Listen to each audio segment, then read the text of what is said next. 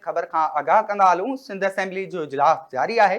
Senior वज़ीर शर्जील मेमण सवालनि जा जवाब ॾींदे अवाम जा पैसा बचाइण लाइ मनसूबनि जी निगरानी थिए पई। शर्जील मेमण पारां इहो चयो वियो आहे, मनसूबा मुकमल करण लाइ पुरज़म आहियूं।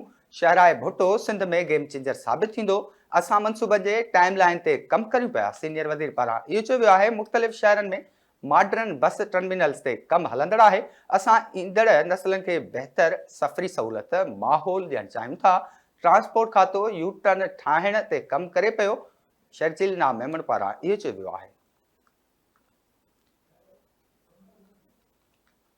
हिकु दो ॿीहर खे सिंध असेंबली खां ख़बर खां आगाह कंदा हलूं। सिंध असेंबली जे इजलास में शर्जील मेमण सवालनि जा जवाब ॾींदे अवाम जा पैसा बचाइण लाइ मनसूबनि जी निगरानी थिए पई। मनसूबा मुकमल करण लाइ पुरज़म आहियूं। शहराए भुट्टो सिंध में गेम चेंजर साबित थींदो। असां मनसूबनि जे टाइम लाइन ते कमु करियूं पिया।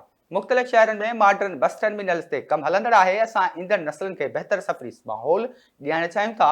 ट्रांसपोर्ट खातो यू टर्न ठाहिण ते कमु करे पियो।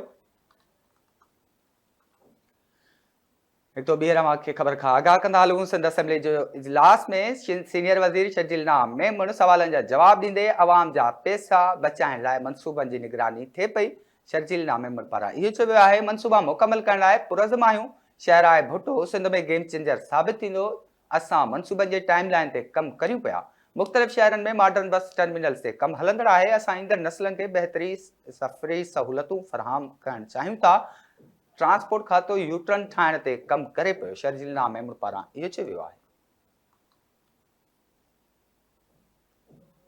हिकु दो ॿीहर खे ख़बर खां आगाह कंदा हलूं। सिंध असेंबली जो इजलास कोठायो वियो। सीनियर वज़ीर शर्जील मेमण सवालनि जा जवाब ॾींदे चयो त अवाम जा पैसा बचाइण लाइ मनसूबनि जी निगरानी थिए पई। मनसूबा मुकमल करण लाइ पुरज़म आहियूं। शहराए भुट्टो सिंध में गेम चेंजर साबित थींदो।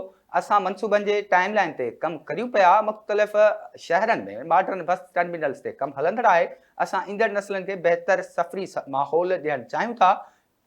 ट्रांसपोर्ट खातो यू टर्न ठाहिण ते कमु करे पियो। शर्जील मेमण पारां इहो चयो वियो आहे।